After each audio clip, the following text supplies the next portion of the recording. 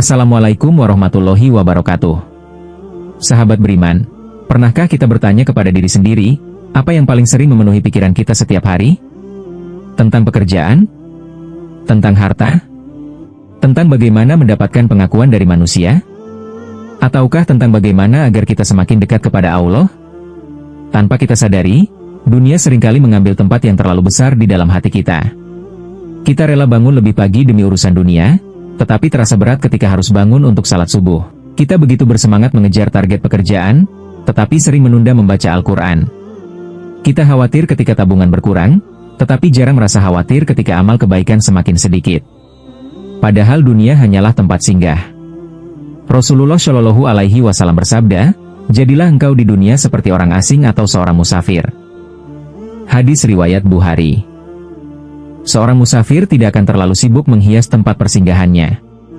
Ia tahu bahwa tujuan akhirnya bukan di sana. Begitu pula dengan kehidupan kita. Rumah yang kita bangun, kendaraan yang kita miliki, jabatan yang kita banggakan, semuanya akan kita tinggalkan. Cepat atau lambat, kita akan kembali kepada Allah dengan membawa amal yang telah kita kerjakan. Allah Subhanahu wa Ta'ala berfirman, bermegah-megahan telah melalaikan kamu, sampai kamu masuk ke dalam kubur. Quran Surat At-Takatsur, ayat 1-2. Islam tidak melarang kita mencari rezeki, memiliki cita-cita, atau hidup berkecukupan. Namun Islam mengajarkan agar dunia berada di tangan kita, bukan di hati kita. Carilah dunia secukupnya, tetapi kejarlah akhirat dengan sungguh-sungguh. Sahabat beriman, tidak sedikit orang yang menghabiskan seluruh waktunya untuk mengejar dunia. Ketika masih muda, ia berkata, nanti kalau sudah mapan, saya akan lebih rajin beribadah. Ketika sudah mapan, ia berkata, nanti kalau sudah pensiun. Lalu waktu terus berjalan. Rambut mulai memutih. Tubuh mulai melemah. Hingga akhirnya kesempatan itu tidak pernah datang. Kita sering merencanakan masa depan dunia dengan sangat matang, tetapi lupa mempersiapkan kehidupan yang kekal di akhirat. Padahal, jabatan akan berakhir. Harta akan ditinggalkan. Popularitas akan dilupakan. Bahkan orang-orang yang kita cintai pun suatu saat harus berpisah. Yang akan menemani kita di alam kubur hanyalah iman dan amal saleh. Sahabat beriman, cobalah renungkan. Sudah berapa banyak waktu yang kita habiskan untuk dunia? Dan sudah berapa banyak waktu yang kita siapkan untuk akhirat? Jika hari ini Allah masih memberi kita kesempatan untuk bernapas, itu berarti pintu taubat masih terbuka. Kesempatan untuk memperbaiki diri masih ada. Mulailah dengan menjaga salat tepat waktu. Luangkan waktu untuk membaca Al-Quran. Biasakan lisan dengan zikir dan istighfar. Sisihkan sebagian rezeki untuk bersedekah.